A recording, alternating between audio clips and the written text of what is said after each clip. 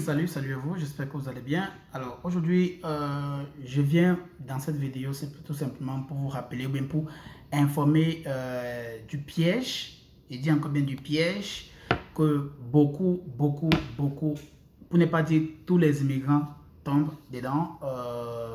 Ça principalement, c'est le piège du salaire minimum. Dommage. Nous sommes tous tombés dedans. Donc, nous tombons tous dedans et nous sommes tous tombés pour certains et pour d'autres qui sont relevés. Et principalement, ce piège-là, tantôt, c'est un piège qui peut vous donner du réconfort, principalement pour ceux qui voient, qui ont vu de la misère dans leur pays natal, pour ceux-là qui souffrent ou bien qui ont souffert dans leur pays natal et qui sont venus au Canada ici après tellement d'efforts et qu'ils se voient en train de recevoir le plus strict minimum salarial qu'ils peuvent recevoir en fonction, bien sûr, de ce qu'ils font. Et pour certains, ils sont déjà, vous savez, c'est comme le martyr. Une personne qui a tellement subi de souffrances et que le minimum qu'il reçut à obtenir, qui est un peu différent de ce qui était dans son pays natal, automatiquement, la personne va s'accrocher seulement à ça pour se dire non, au moins ça là est mieux que ce que j'avais dans mon pays, oubliant ses compétences, oubliant ce que la personne a dû souffrir durant ses études au Canada. C'est pourquoi dans cette vidéo, j'aimerais attirer et apporter encore plein d'éclaircissements pour vous là qui venez avec un permis de travail, un permis d'études. Et pour vous préciser ici que c'est important, je dis encore c'est très important, que vous qui venez étudier au Canada, vous avez l'obligation de vous mettre en avant. Vous avez l'obligation de négocier pour ce qui est votre dû. Vous avez l'obligation de négocier pour ce que vous méritez en fonction du sacrifice que vous avez mis en avant. Donc, voilà pourquoi je vous demande et j'attire toujours le maximum de personnes pour dire venez en tant qu'étudiant, étudiante, tout simplement, c'est une voie du succès pour le Canada. C'est une voie du succès au Canada. C'est une voie du succès vers votre réussite ou bien vers votre rêve canadien. Parce que si vous venez sans permis d'études, par exemple, ou bien si vous venez sans étudier au Canada et que vous apportez votre expérience que vous avez dans votre pays, tant mieux. On ne dit pas que c'est mauvais, on dit c'est bien. Mais vous risquez de tomber dans quoi? Vous risquez de tomber tout simplement dans la sphère des employés satisfaits. Dans le fait que vous savez ce que c'est que garder un emploi dans votre pays. On sait ce que c'est que de garder un emploi en Afrique. Ça veut dire si tu as l'emploi, si tu as l'emploi là, on sait ce que c'est de garder cet emploi là jusqu'à ce qu'un jour, un frère sort du village, il vient voir son patron, il dit patron, moi je vais travailler. Son patron vient t'enlever, il met son frère parce que c'est son frère. Vous savez ce que c'est que de maintenir un emploi dans votre pays natal, en Afrique principalement. Donc, quand vous venez au Canada et que vous venez par la voie des permis d'études et que vous avez étudié au Canada, vous avez dépensé beaucoup d'argent et que vous avez finalement obtenu votre permis ou bien votre certificat ou attestation ou diplôme, tout simplement, vous méritez de mieux vous vendre. Vous méritez de mieux obtenir. Vous méritez tout simplement d'avoir ce qu'il vous faut en fonction du programme d'études que vous avez étudié. Alors, tout simplement, dans cette vidéo, je vous apporte tout simplement les informations que vous avez besoin pour mieux vous vendre. Vous avez besoin pour vous donner encore plus de motivation pour venir au Canada avec un permis d'études. Comme ça, vous verrez l'avantage de cela bien après vos études et bien sûr sur les 5 prochaines années à venir qui pourront tout simplement ou bien qui pourra tout simplement vous permettre d'obtenir vos objectifs le plus rapidement possible. Alors, si vous n'êtes pas encore abonné ou bien si vous cherchez encore une chaîne qui passe ou bien qui partage des informations clés, des informations importantes pour vous permettre de réussir votre procédure d'immigration, alors tout simplement abonnez-vous dès maintenant si restez scotché, prenez une chaise, prenez une bonne tasse de café là et surtout mettez les pouces, c'est important, mettez les pouces là, c'est gratuit, on ne vous demande pas de payer pour ça. Et principalement, je veux que vous cliquez sur la cloche de notification, comme ça vous serez informé de toutes nos récentes vidéos. Alors, je commence par vous partager une petite histoire comme la vidéo précédente. Les sujets que je parle principalement, ce sont des expériences que j'ai vécues. Et c'est une expérience dans laquelle, quand j'étais venu ici au Canada tantôt, comme étudiant, ce qui s'est passé, c'est que je m'étais préparé en avance. Je savais ce qui m'attendait et je savais ce que je devais faire pour obtenir ce que je voulais. Maintenant, vu que je ne connaissais pas encore l'environnement, vu que je ne maîtrisais pas encore les pour et les contre, vu que je ne savais pas encore la différentes langues de communication au Canada, bon, quand je dis différentes langues de communication, ça veut dire déjà comment ils parlent, les mots qu'ils utilisent au quotidien pour communiquer amicalement et ce genre de choses. Donc, vu que je devais apprendre tout cela pour mieux comprendre comment est-ce que je peux m'intégrer facilement, donc il a fallu que je vienne et mon objectif premier, c'était quoi? C'était de trouver rapidement un emploi.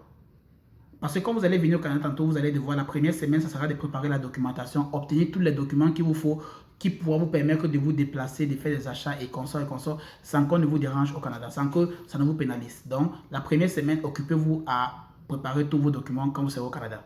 Après cela, maintenant, j'ai commencé maintenant à me balader. Donc, je n'ai pas pris la peine de chercher le travail immédiatement. Je sais que beaucoup d'étudiants, quand ils viennent, ils veulent se lancer directement. Je vais travailler, je vais travailler. Ils commencent à postuler. Bam, bam, bam, bam, bam, bam. Bon, c'est votre choix. Hein. Mais pour moi, ce que j'avais fait tout simplement, c'est que j'ai commencé à tâter l'environnement.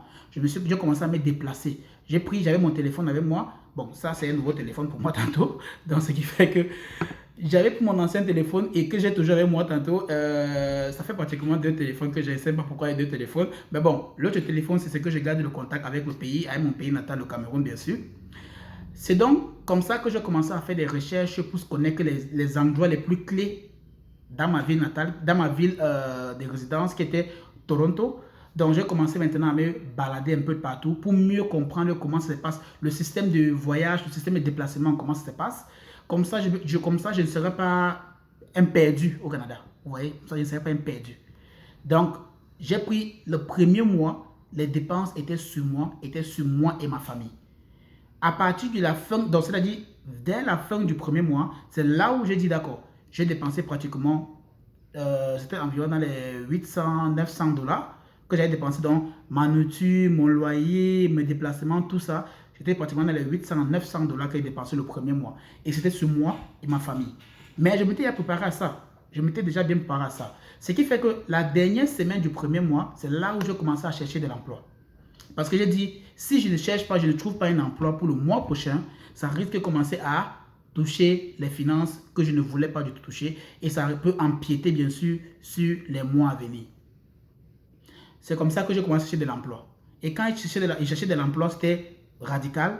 Comme vous pouvez savoir, j'ai postulé pour tellement d'emplois, 1000 emplois. Il peut me compter 1000 emplois, c'est possible. J'ai postulé tellement que j'ai fini par trouver, il y a un emploi où il y a un qui m'a appelé pour me donner un entretien d'embauche.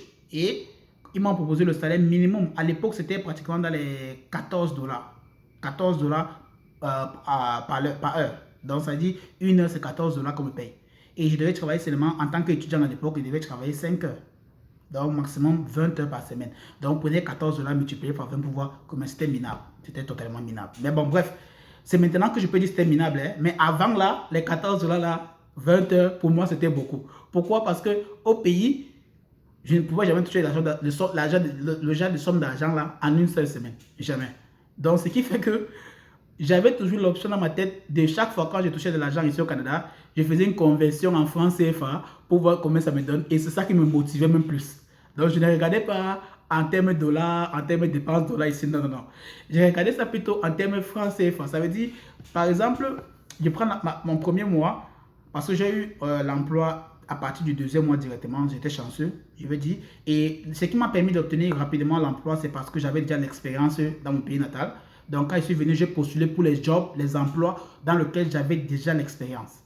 Donc, c'était beaucoup plus dans la vente, ce qui fait que quand j'ai passé l'entretien, on me posait les mêmes questions qu'on m'avait posées que d'autres pays. Donc, je répondais, c'était très facile pour moi de répondre tout cela. Et c'est comme ça que j'ai rapidement obtenu mon premier emploi. Donc, on me payait le minimum qui était 14 dollars pour 20 heures par semaine. Donc, si vous prenez 14 dollars, je vous dis comment j'ai calculé mes choses, hein. C'est comme ça que j'ai calculé moi. Je prenais 14 dollars fois 20, ça me donnait 280 dollars la semaine, parce que je devais travailler 20 heures par semaine, à l'époque là bien sûr. Moins 15%, ça me donnait 238 dollars la semaine. Pourquoi moins 15%? Parce que 15% c'est les taxes que vous devez reverser. Chaque fois que vous touchez le salaire, vous devez reverser les taxes au gouvernement.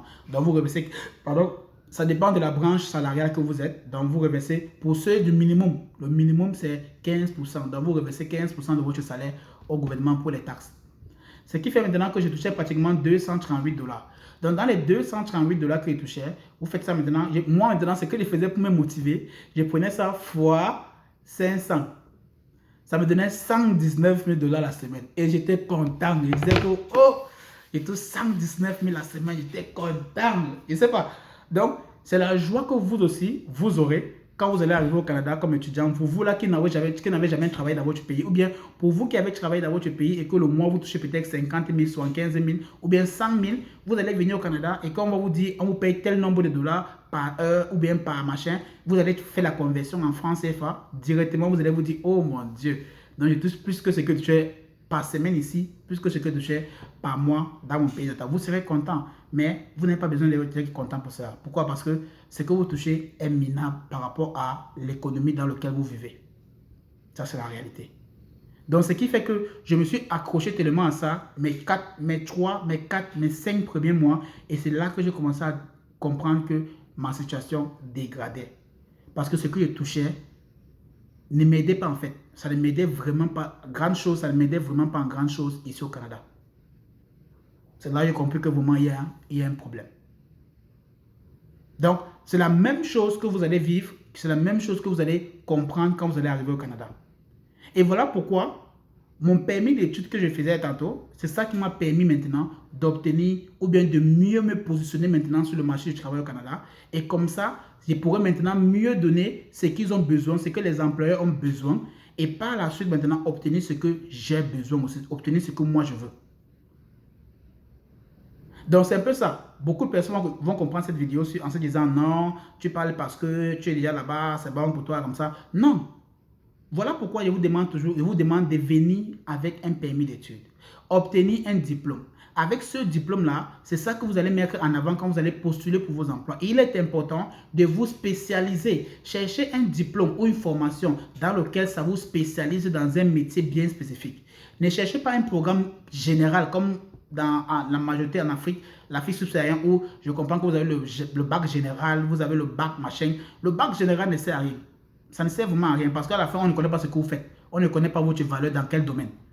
Au Canada, c'est la spécialisation. Donc, quand vous allez venir à un permis d'études, avant même de faire votre demande d'admission dans un collège, cherchez une spécialisation. Il y a 5 spécialisations les plus demandées actuellement au Canada. Il y a les infirmières ou bien la spécialisation dans la santé, la spécialisation en services sociaux, spécialisation dans l'enseignement, spécialisation dans l'informatique et spécialisation dans l'ingénierie. Voilà les 5 domaines dans lesquels vous pouvez vous spécialiser pour venir étudier au niveau du Canada et par la suite maintenant obtenir un emploi qui sera mieux payé, très bien payé après votre diplôme. Pourquoi pas même pendant vos études? Donc, c'est ça, le piège du salaire minimum. Parce que quand vous allez venir, tout ce que vous aurez besoin, c'est quoi? Juste obtenir un emploi. Juste obtenir un emploi rapidement. Et quand vous allez obtenir l'emploi là et que vous savez que vous devez juste travailler 20 heures par semaine, ce n'est pas maintenant, c'est que les étudiants sont portés à travailler à temps plein jusqu'en décembre 2023. Je ne sais pas si le gouvernement va prolonger ça pour l'année 2024, mais juste pour vous dire, tous les étudiants qui ont eu leur permis d'études avant octobre 2022 ont l'opportunité de travailler à temps plein jusqu'à décembre 2023. Si le gouvernement prolonge cela, ils vont l'indiquer peut-être à la fin de cette année-ci, 2023. Mais c'est juste pour dire, le piège du salaire minimum affecte beaucoup plus ceux-là qui sont venus ici pour travailler sans permis, par exemple, ou bien ceux-là qui sont venus avec un permis de travail et qui veulent seulement travailler rapidement. Mais vous qui êtes venu avec un permis d'études et que vous avez travaillé ou bien vous avez fréquenté dans un collège où votre formation ou bien votre programme d'études était dans un domaine bien spécialisé, alors s'il vous plaît, vendez-vous mieux. Ne tombez pas dans le piège du salaire minimum. Parce que si vous tombez dans ce piège-là, vous risquez d'acquérir un confort négatif, un confort que vous pensez que c'est bon pour vous, parce que vous allez essayer de voir comment vous allez convertir l'argent là en votre monnaie locale dans votre pays natal et vous allez voir que c'est beaucoup en vous disant oh le salaire là c'est beaucoup jusqu'à... Non, c'est pas beaucoup. C'est pas du tout beaucoup. Surtout si vous avez les options ou bien si vous avez l'ambition de faire venir votre famille, si vous avez l'ambition de faire venir vos parents, si vous avez l'ambition d'obtenir quelque chose de grand par rapport à ce que vous avez dépensé, alors je vous demande de venir avec un permis d'études dans un domaine bien choisi et bien spécialisé qui vous permettra tout simplement d'obtenir un emploi rapidement après vos études et qui vous sera mieux payé. Je dis bien, le mot ici, c'est mieux payé. Et pour cela, vous devez simplement choisir un domaine spécialisé. Et quand je dis spécialisé, ça peut être la comptabilité. Et le domaine de la comptabilité, c'est un trop gros domaine ici au Canada qui fait que les comptables sont très bien payés. D'ailleurs, je prends l'exemple de mon comptable. Mon comptable, quand il parle de voir, la première fois que j'ai créé mon compte bancaire avec mon comptable, j'ai failli changer mon programme. J'ai failli changer mon programme pour devenir comptable. Quand je suis arrivé au Canada et que je suis allé voir mon comptable et je lui ai demandé des conseils, il m'a parlé. Je ne pensais pas qu'il allait le faire, mais qu'est-ce qui s'est passé? Il m'a montré son salaire sur 2 semaines, parce qu'ici on paye chaque 2 semaines. Donc, il m'a montré son salaire bi-hebdomadaire. Il m'a montré son salaire et pratiquement, le gars se touchait pratiquement 6800 dollars après chaque 2 semaines. C'est là où j'ai demandé la question au gars, attends, tu as combien d'années d'expérience ici? Il m'a dit qu'il a 3 ans, depuis qu'il est dans la banque là, et puis que la comptabilité c'est vraiment un trop gros domaine, et qui me conseille vraiment d'aller faire la comptabilité parce que c'est un domaine qui est vraiment demandé au niveau du Canada, dans les banques et consorts, et les banques payent très bien ici au niveau du Canada. C'est là où j'ai compris que vraiment, je voulais changer mon idée, ma tête. J'ai dit que non. Ça, c'est un gros piège, mais je vais arriver aussi là-bas, là où il est là. Donc, ce qui fait que lui, principalement, après les taxes, il se retrouve à toucher 6800 dollars chaque 2 semaines. Et après les taxes, en un mois, il se retrouve à toucher 12 000 dollars. 12 000 dollars chaque mois après les taxes. Donc, tout dépend de la spécialisation, tout dépend du programme d'études que vous allez choisir.